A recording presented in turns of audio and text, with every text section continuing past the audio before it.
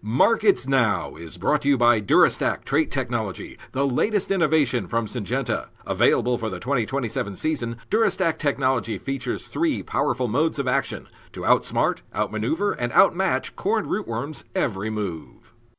Welcome to Markets Now. I'm Michelle Rook with Sam Hudson of Corn Belt Marketing. Well, we saw a higher day over in the hog market, mixed in cattle, but mostly higher in grains except for corn market. So, Sam, let's start off with wheat. We made new highs for the move again here today. Is that all short covering activity over there, or is there some risk premium that's being put in that market? I think when we look at open interest retroactively after this, you'll see that most of it is short covering. Just the technical structure in itself can bring out some buy-in though. So I think you could have a little bit of both going on there. I think a lot of this is driven by the fact that you've had a few production concerns, not only in the US, but in the Black Sea region, on top of plenty of tensions and geopolitical risks across the Middle East. And sometimes that's just a driver to get people to the sidelines in general. I don't know that I'm sitting here thinking that funds have to turn around and go long the wheat market though. All right. So you don't think there's much more upside left in this rally? Is that what you're saying? I would tend to, have a bias on that, at least for right now. I think that 580 to 609 area, if we can exceed that range, when I look at weekly and in some of the longer term charts, that probably signals that something else has changed, a definitive change. And with that being said, you'd almost have to look at the price of these other grains if that's the case. I'm just not expecting that here at this moment. Even with the strong day in wheat, corn really did not follow the wheat market. Are we running up into chart resistance again, or is this farmer selling? Because we do have a delivery period coming up. Yeah, I think it's more the first notice day coming. You're forcing the longs to the sideline. We still had a lot of open interest piled up into that. And we actually tried the chart resistance here a couple times here over the past few weeks, or up around the 430 to 435 zone. And the market just, stalled out and couldn't overcome that. I almost wonder once you get March off the board, if you can't go out and go back up and take those highs out, especially if the soybean market continues its gains. But I think most of this is, Michelle, just part of the delivery cycle. And throughout the month of, back half of January and the beginning of part of February, it's very difficult to move grain. And so you still have a lot out here just on the cash side on the front end that still needs to be delivered. And that could even carry over into the May contract as well.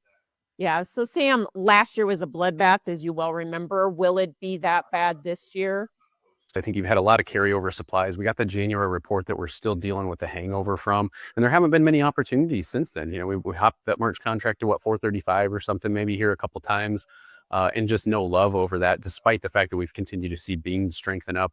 And I think those contrasts as well. A lot of the soybeans, because of the price dynamic at harvest and beyond there, were sold either off the combine or throughout the month of January and February for cash flow, while we were waiting for a more opportunistic time in corn, and it still hasn't happened. And at this point, cash flows are coming due. March 1st rents are coming. You've got a lot of input costs that are still going to need to be bought up, and we haven't received any money from the government yet either. So let's talk about the USDA Ag Outlook Forum this morning. We did see almost a 5 million acre cut by USDA in corn acres. I know these are theoreticals, but Yep. One, does that seem realistic? And two, do you think the market is buying it? I think it is realistic, but you can't put a lot of weight in it yet. I would say the 94 number is probably on the low side of what we should expect. And part of the reason I say that is because it's so dry everywhere. I still think right now, as it sits, if nothing changes, you're still looking at a historically low level of prevent plant, which allows just more acres in general. I think the issue you get into is if you can't hit 94, now you really have to have a big yield, or you got to cut demand somehow. And the only way we can do that is with higher prices. So I wouldn't, everything's got to be a pencil for the time being, but whether it's 94, 94 and a half or 95, that yield is still going to need to be north of 180 for this market to, avoid getting stocks to usage too low. I do not want to put too much weight on the numbers that we got out of the forum this morning, but I was surprised that they left yield at 183 bushels per acre, obviously 3.5 bushels below this year. That easily could have been higher. What did you think about that? I was expecting somewhere around 184, again, similarly with the acres, as long as you're between 183 and 185 starting out, it almost doesn't even really matter. I think we have to recognize what it takes to get, yields like we had last year though. And if you have fewer acres to do it on, now you have to have even higher yield yet in some of those spots. So I think you got to have your ears perked up with as strong as the demand is. I mean, right now we're using about 1.6 billion bushels more than the crop we even raised last year. And so if you have to peel back anything on the supply side anytime this summer, not only will you have to do that, but you may actually have to boost some of our demand figures that going into it that we're already seeing paces being beat. Yeah. They did lower ending stocks down to 1.8 billion bushels, but do you think that's realistic considering that we probably will see that feed and residual number come down along with it? Yes, yes, and I would continue to expect that myself. I think the risk now is maybe lower than what we would have feared, even just 3 or 4 months ago. The way exports have performed, I think that fear was that, you could have 300 or 400 million bushel swing by the time September comes around, and we kind of see how the growing season goes, and we see that stocks report.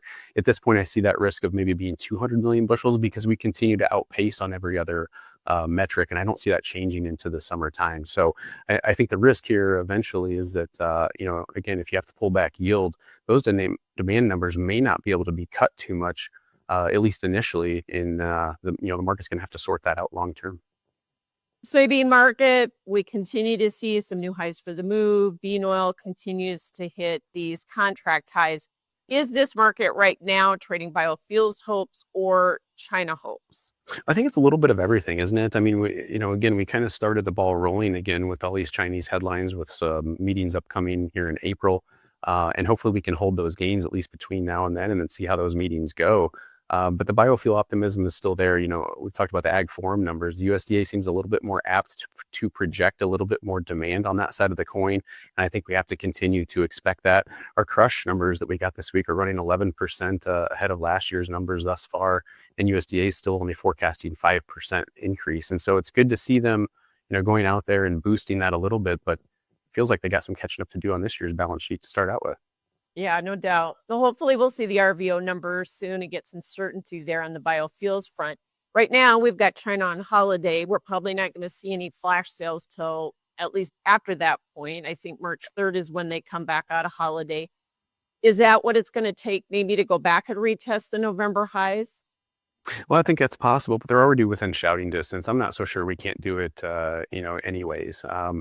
Funds aren't necessarily at a record length. Until another 20, 30 cents to push higher after what we've seen, I don't think would be too much work for the market.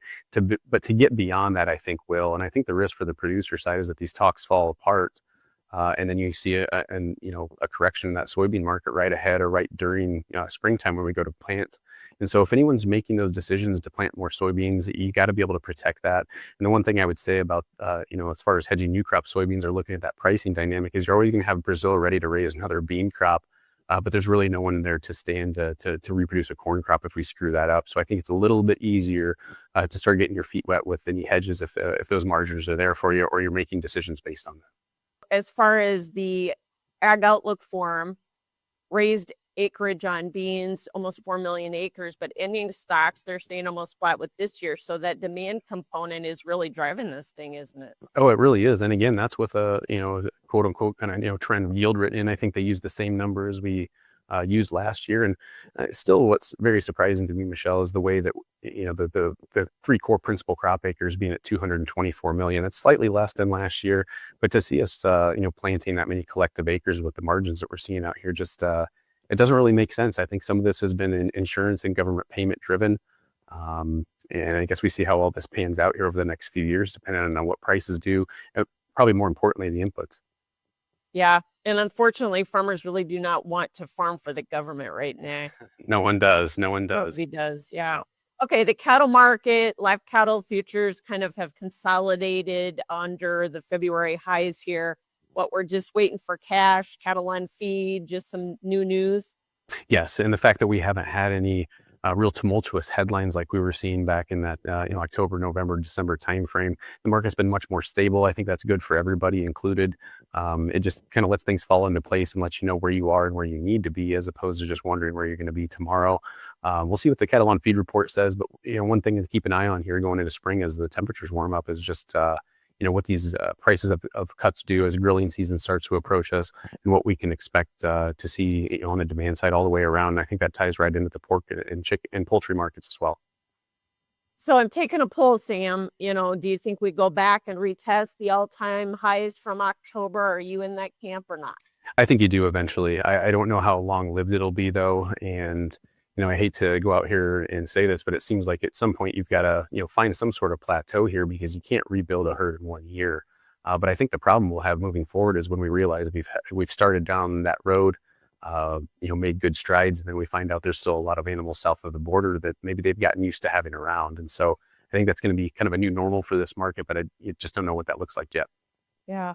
And the hog market up for a third day. It looks like some short covering activity. Is that all it is? I think so. Maybe some bottom picking. We've had a pretty good drop since you made a double top on the highs in those April and May charts.